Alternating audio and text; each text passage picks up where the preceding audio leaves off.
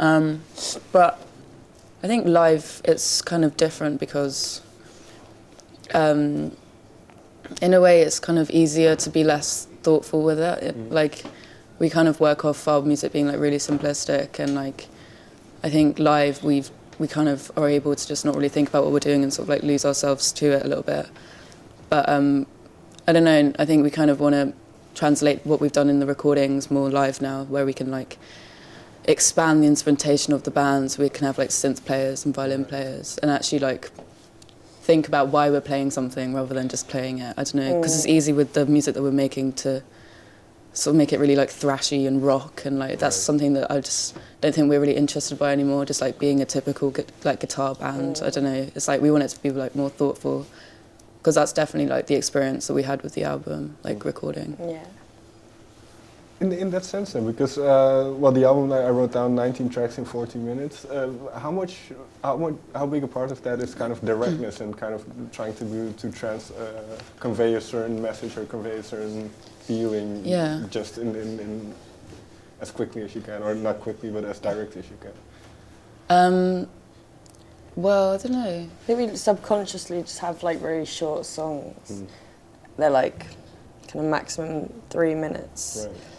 And I don't know, it's not like, it kind of is on purpose now because it's like quite funny, but it's kind of like we just do it because we think people get bored. We think people have like really short attention spans. But it's almost like we're just doing it for ourselves as well. Like, once we've got the enjoyment that we needed from a song, then we'll just end it. We don't really like to like delve into something that like, I feel like you can feel when a song or anything, when a piece of art is finished, maybe. I mean, you could keep adding to it, but it doesn't make it better. I don't know, that's the thing, we just, we've prided ourselves on like just being really simplistic with everything we do, so it's kind of like adding more, like, I don't know, like a middle eight or something, I don't know, it's just like we don't think about it in that kind of like anal sense, it's just kind of like simple, like start to finish, and like, I don't know if it's really an intentional thing, like making like short songs. It's just like, that just happens naturally to us. But then I think it gives us the range to explore like completely different sort of stories and like sounds and feelings of like, I don't know, Because in terms of the themes that are on the album, is that a collective thing? Do you discuss kind of what you want to talk about, what I don't like the word message, but kind of what you want to convey, or is it something you?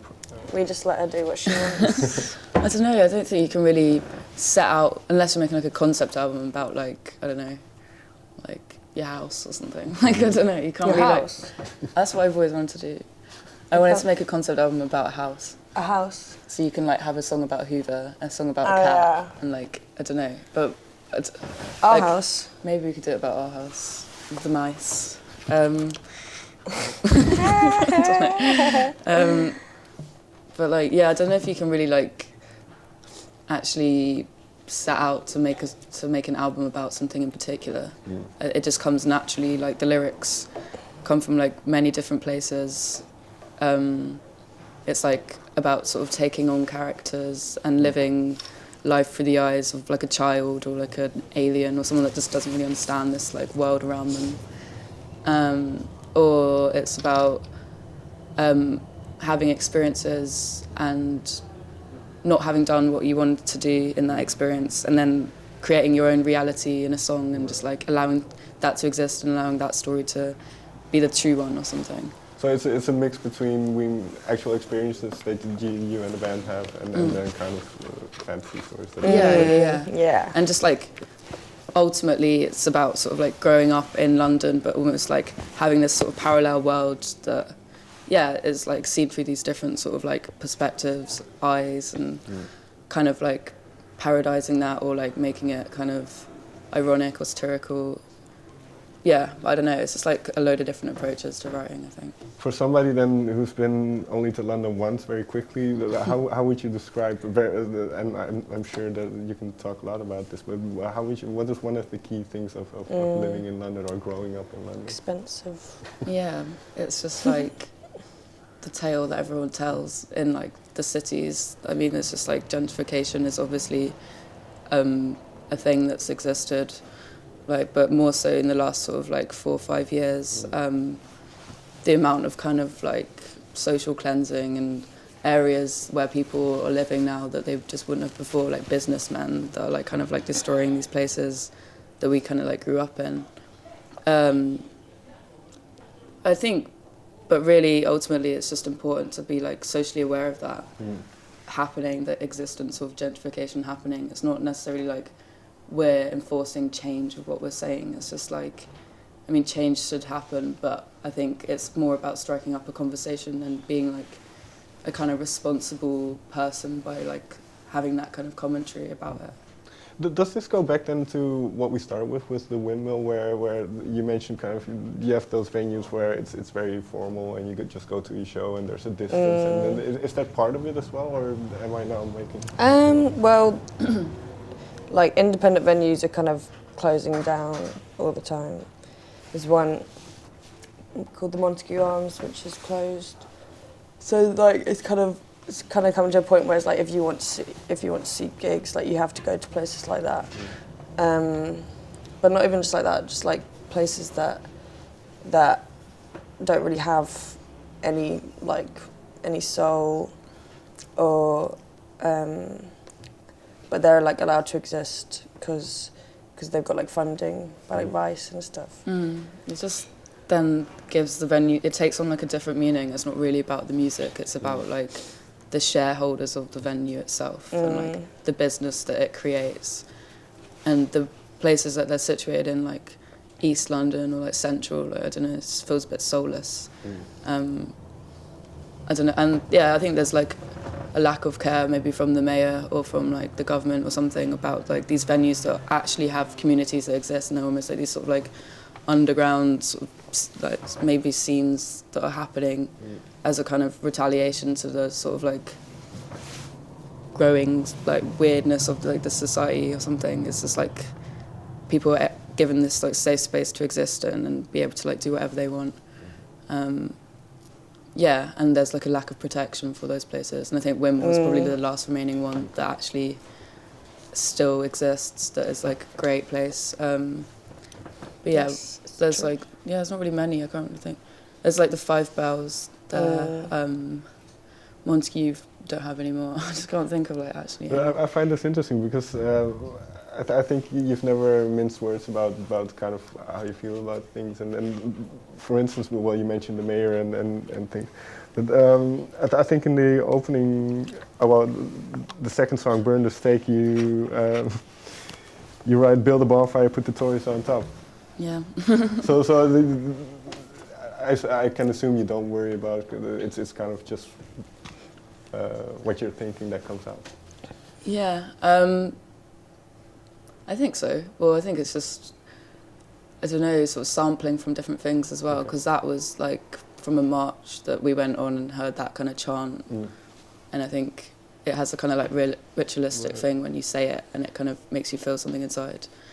I don't think it's like that outrageous to say like kill the Tories. I think everyone wants to kill the Tories, like especially people that are from London. Like that's what's kind of weird about it. It's like we're in this like socialist bubble, but like really that doesn't exist like the majority of England.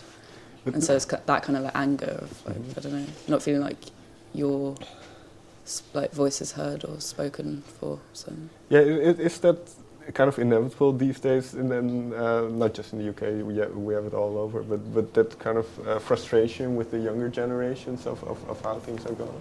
Yeah, it's just like so uncertain. Like no one really knows what's going on, and it's just like Teresa May is just like such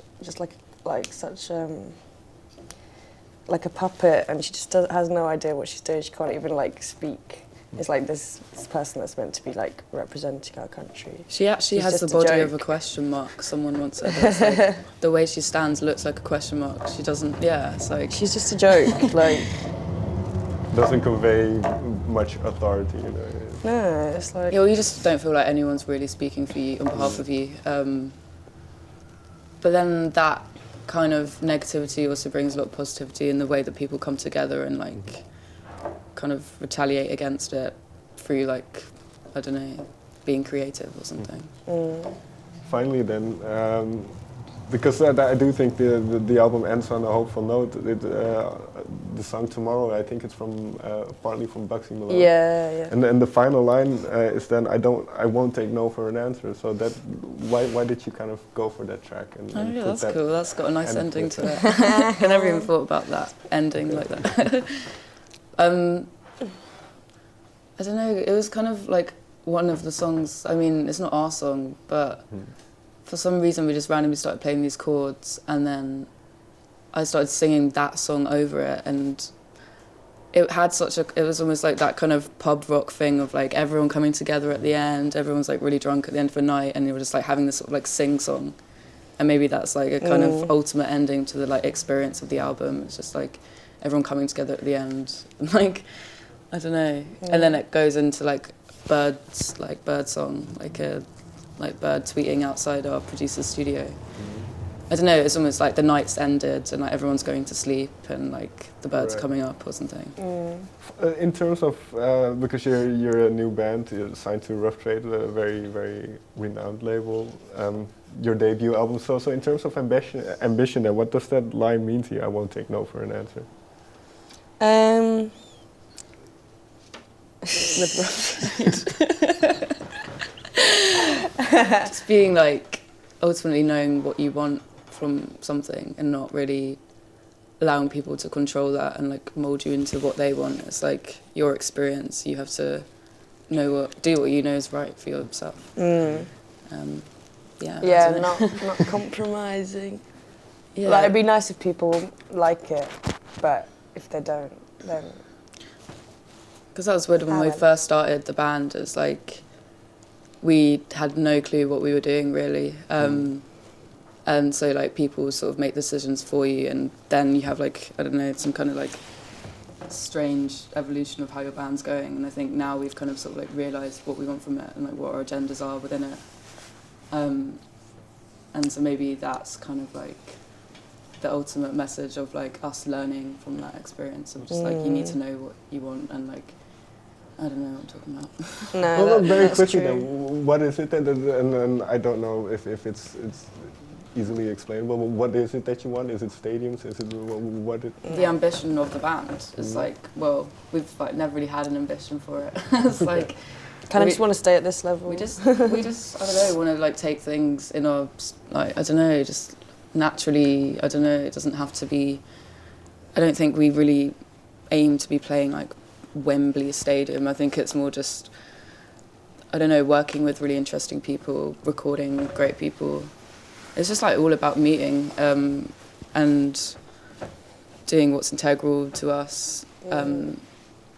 And I think the experiences from that kind of like happen naturally. I don't think you can aim for something in particular. The only thing I would really want is from the album is just for people to hear it and like hear us in this like new context that maybe they didn't think was apparent before or something with our live shows. It's like, and give us the ability to sort of like go past the bubble that we've been boxed in of like, yeah, that like guitar indie rock like scene or whatever. I don't know. Right. Yes. Yeah. Okay. Well, thank you very much for your time. Thank you. Thank you.